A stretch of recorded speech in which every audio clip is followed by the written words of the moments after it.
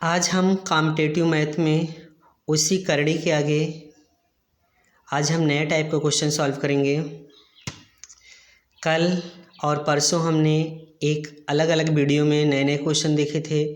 आज उसी के आगे बढ़ते हैं। टाइप नंबर 3 से लेते हैं। जैसे क्वेश्चन हमारा हुआ टाइप 3 में टाइप 3 यानी इसमें लिखा हुआ है, जिससे लिखा हुआ है करड़ी में 5 + 2√6 इसका वर्गमूल निकालना है। यानी ये करड़ी में दिया, करड़ी का मतलब होता है वर्गमूल ही होता है। इस क्वेश्चन को सॉल्व करेंगे। यहाँ पे लड़के क्वेश्चन को देखते ही घबरा जाते हैं। कुछ नहीं दिक्कत है, खाली वे सॉल्यूशन को देखिएगा। हर ढंग का क्वेश्चन, इसमें जितने ढंग का क्वेश्चन बनेगा सारे क्वेश्चन सॉल्व हो जाएगा। 2-3 टाइप से क्वेश्चन इसका बनता है। इसमें 2 फार्मूला बनता है, उस फार्मूला को याद रखिएगा। बाकी इसके जितने भी क्वेश्चन बनते हैं सारे क्वेश्चन बहुत ईजी ढंग से सॉल्व होंगे। समझाते देखिए, पहला फार्मूला हम लिखते हैं। यहाँ पे एक फार्मूला हमको याद रखना है, a + b का होल स्क्वायर। इसका फार्मूला बनेगा a² + b² प्लस बनेगा 2ab।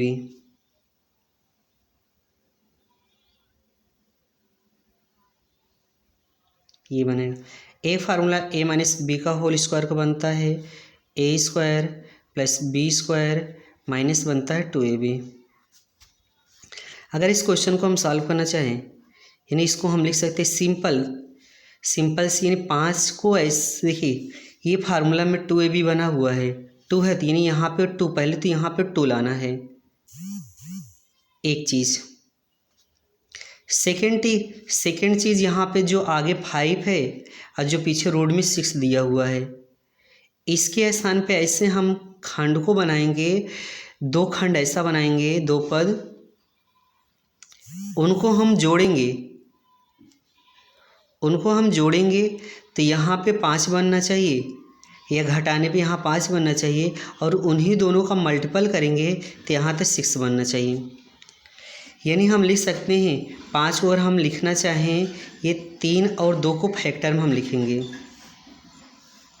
3 और 2 का फैक्टर में जब लिखेंगे, यानी 3-2 को अगर हम ऐड करेंगे तो 5 बनेगा।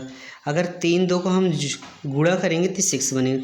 और लिखने का तरीका कैसे है, इसी 5 का स्थान पे एक बार लिखेंगे √3 का होल वर्ग, प्लस यहाँ पर लिखेंगे √2 का होल वर्ग, प्लस ये 2 अपने स्थान पर रहेगा, और अंदर ये 6 को हम लिखेंगे 3 × लिखेंगे 2 लिखेंगे।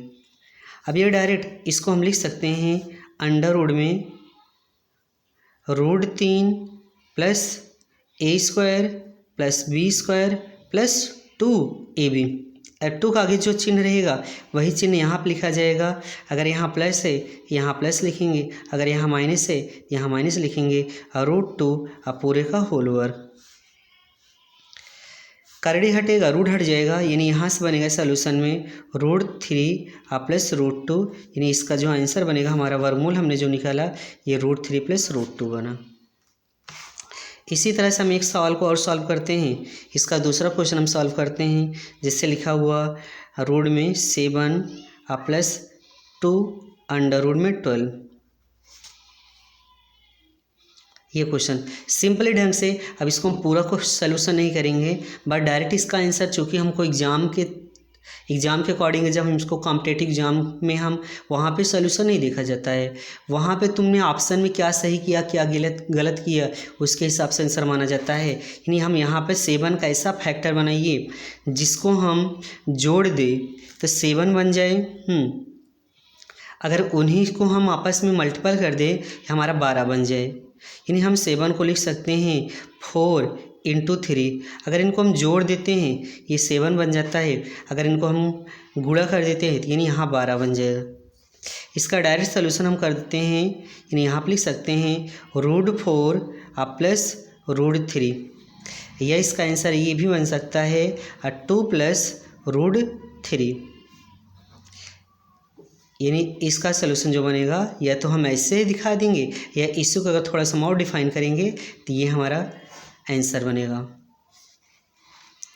इसी में एक सेकेंड टाइप का क्वेश्चन और देखते हैं। थर्ड क्वेश्चन हमने लिया, जिससे हमने लिया यहाँ पे करनी में लिखा हमने 10 माइनस यहाँ पे लिखा √84। अभी तक हमारा जो क्वेश्चन था यहाँ पर 2 था, बीच में आगे 2 होता था, लेकिन यहाँ पर 2 नहीं है। अब हमको यहाँ पे 2 बनाना, चूँकि जो फार्मूला हमारा बनता है a² + b² का जो हमने फार्मूला लिखा हुआ है, यहाँ पे 2 लिखा हुआ है, यहाँ पे 2 लिखा हुआ है। इस फार्मूला के अकॉर्डिंग यहाँ पे 2 हम लाएंगे।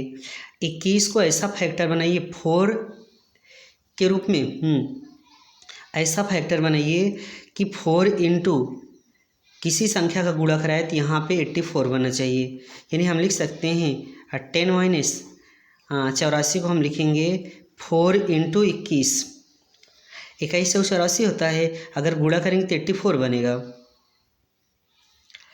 आप अब देखिए 4 आगे 2 कैसे बनेगा, जब करड़ी में 4 रहेगा तभी हम आगे 2 लिख सकते हैं, तो इसीलिए हमने इसको 4 के मल्टीपल में तोड़ा है। यानी यहाँ पर लिख सकते हैं 10। अब 4 को बाहर निकालेंगे तो 2 अंडर कितना बनेगा, 21 बनेगा। अब इसी 10 को हम ऐसे 2 फैक्टर में तोड़िएगा जिसको हम जोड़ दें तो 10 बन जाए। अगर वही दोनों संख्या का हम गुणा करा दें तो 21 बन जाए।